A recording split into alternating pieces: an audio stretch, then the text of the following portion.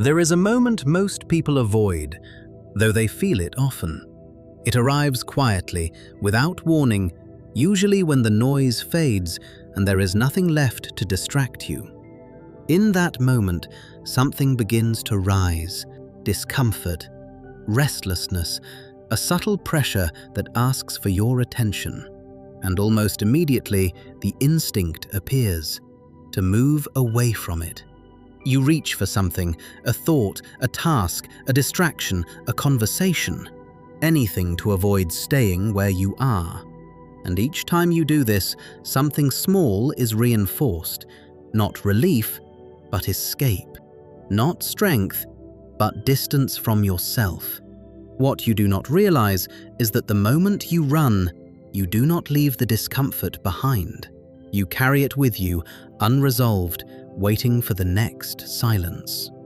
The ancient warriors of Japan understood this moment differently. To them, the point of tension was not something to avoid, it was something to remain inside.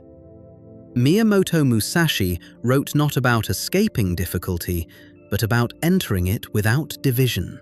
In his view, the man who runs from pressure does not protect himself. He weakens his ability to act when it matters. Chapter 1: The Habit of Movement. In the modern world lived a man named Daichi. His life was not chaotic, but it was never still. There was always something to do, something to check, something to adjust. Even when nothing demanded his attention, he found something to fill the space. Silence made him uneasy, though he never questioned why.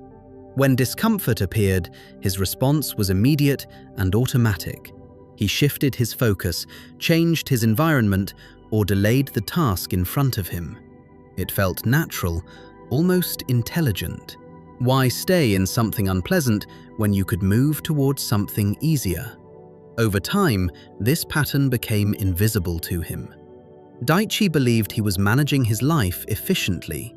In reality, he was training himself to leave every moment that required depth. His attention weakened not because he lacked ability, but because he never stayed long enough for it to stabilize. His mind became quick but shallow, active but unfocused. Chapter 2: What the Samurai Refused. The samurai lived in a world where hesitation carried consequences. They could not afford to run from the moment. In Bushido, the way of the warrior, presence was not optional. It was a requirement. Not just physical presence, but mental unity. They understood that the greatest danger was not fear or pain, it was division. The moment the mind begins to move away from the body, action becomes unclear.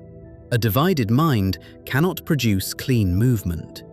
It hesitates, second guesses, and fragments under pressure. For this reason, their training was designed to remove escape.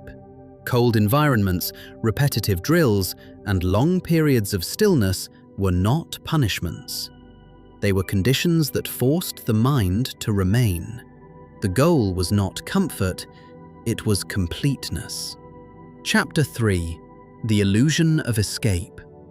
Daichi never considered himself someone who avoided life. He worked, he moved forward, he handled responsibilities, but something beneath the surface was always unfinished. A constant sense that he was never fully where he was. One evening, this became clear. He sat alone, with nothing to occupy his mind. No noise, no task, no immediate obligation. Within minutes, the discomfort appeared. His thoughts began to race, searching for something to hold on to. The urge to move, to distract, to escape became overwhelming. This was the moment he usually avoided, but this time he noticed it. The discomfort was not dangerous. It was simply unfamiliar, and the urge to leave it was stronger than the discomfort itself. For the first time, he saw the pattern directly. Chapter 4: The Discipline of Staying. The samurai did not eliminate discomfort, they eliminated the option to leave it. This is where their discipline became severe. To stay when the mind demands movement is not easy. It feels unnatural, even threatening. Daichi began with something simple. When discomfort appeared, he would not move immediately. He would wait. Not long, just enough to observe the impulse without obeying it. At first, this felt forced. His mind resisted, offering reasons to act, to shift, to escape. But he did not argue with it. He did not suppress it. He simply remained. And slowly, something changed. The urgency began to lose its intensity. The discomfort did not disappear, but it stopped controlling him. Chapter 5. What Stillness Reveals. When you stop running, the first thing you encounter is not peace. It is everything you have been avoiding. Thoughts that were delayed, emotions that were softened, tensions that were ignored. They rise without distraction to cover them. This is why most people continue to run, not because they are weak, but because they are unprepared to face what remains. The samurai understood this. They did not seek stillness to feel calm, they entered it to see clearly. Daichi began to experience this directly. As he stayed longer in moments he once escaped, he saw how much of his life had been shaped by avoidance. Not dramatic avoidance, but small, consistent movements away from discomfort. And these small movements had accumulated into something larger. Chapter 6. The End of Automatic Escape. Over time, the impulse to run did not disappear, but it changed. It became visible. Instead of reacting immediately, Daichi could see the moment it arose. This created a space between the feeling and the action. In that space, he found something he had not felt before: choice. Not the kind that comes from endless options, but the kind that comes from awareness. He could remain, or he could move, but now the decision was conscious. The samurai trained for this exact moment, not to eliminate thought, but to prevent unconscious reaction. A warrior who acts without awareness is not disciplined. He is simply controlled by his impulses. True discipline begins when reaction ends. Chapter 7. Presence under pressure. As Daichi continued this practice, something deeper began to form. His attention strengthened. His actions became more deliberate. Even under pressure, his mind did not scatter as before. When situations became difficult, he noticed the same impulse to escape, but now he recognized it, and instead of following it, he stayed. This changed the nature of the moment. Pressure no longer pushed him outward, it pulled him inward. The samurai cultivated this state intentionally. In battle, there is no time to think about escape. The mind must remain where the body is. This is not bravery, it is training. The ability to stay when everything in you wants to leave. Chapter 8. The Strength of Not Moving. There is a kind of strength that does not come from action, but from stillness. Not passive stillness, but controlled presence.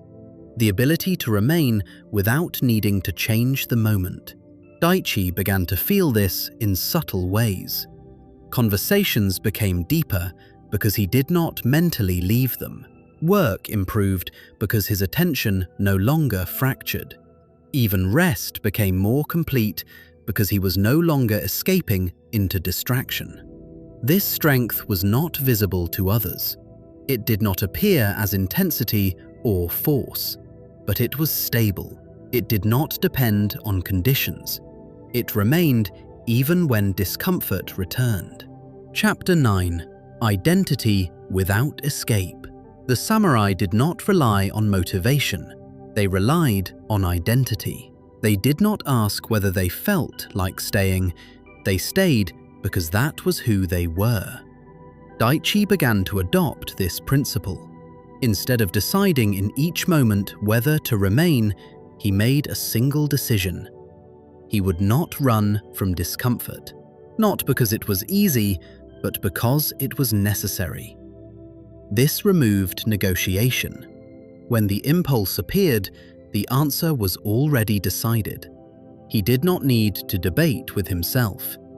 He simply followed the identity he had chosen. Conclusion: when you stop running. When you stop running, life does not become easier. It becomes clearer. The discomfort you once avoided becomes something you can understand. The pressure you once escaped becomes something you can withstand. The samurai did not seek a life without difficulty. They prepared for a life where difficulty was constant. Their strength came not from avoiding the moment, but from remaining inside it completely. When you stop running, you begin to see what has always been there. Not chaos, but structure. Not weakness, but the opportunity for strength. And in that stillness, something changes. You are no longer chasing relief. You are no longer avoiding yourself. You are simply present. And in that presence, you remain.